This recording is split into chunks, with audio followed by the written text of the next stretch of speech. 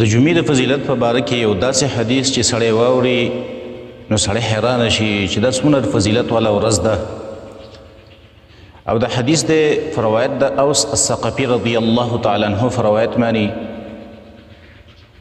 او د حدیث سنن ترمذی کې مشته او مسند احمد کې مشته. رسول الله صلی الله علیه وسلم فرمایي: من غسل يوم الجمعة واغتسل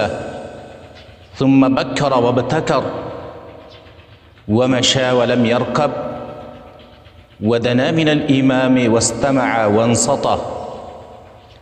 څوک د جمعې په ورځ باندې یو پنځه کارونه وکړي، یو غسل وکړي او ښه پوره غسل وکړي، کامل غسل وکړي،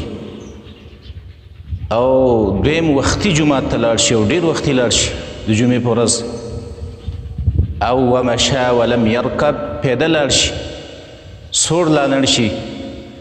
او ودنا من الامام امام ته نږدې کیني، واستمع او خطبې ته غوږ کیني، وانصت او چپ کیني، خاموشه کیني، او ولم یلغو لغو کار ونه کي، څه بې فایدې کار دې نه ونه شي، نو کان له بكل خطوة يخطوها من بيته إلى المسجد عمل سنة. رسول الله صلی الله علیه وسلم فرمایي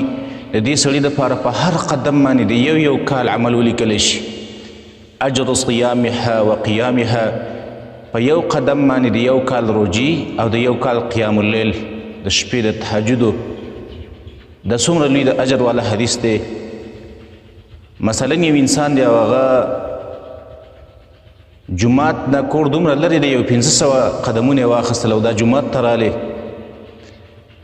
او په دې 5 خبرو باندې عمل وکړو کومې چې په دې حدیث کې ذکر شولې، نو دا داسې دی لکه 500 کاله روجې نیولي او 500 کاله یې د تهجد لمونځ کلی، قیام اللیل یې کلی.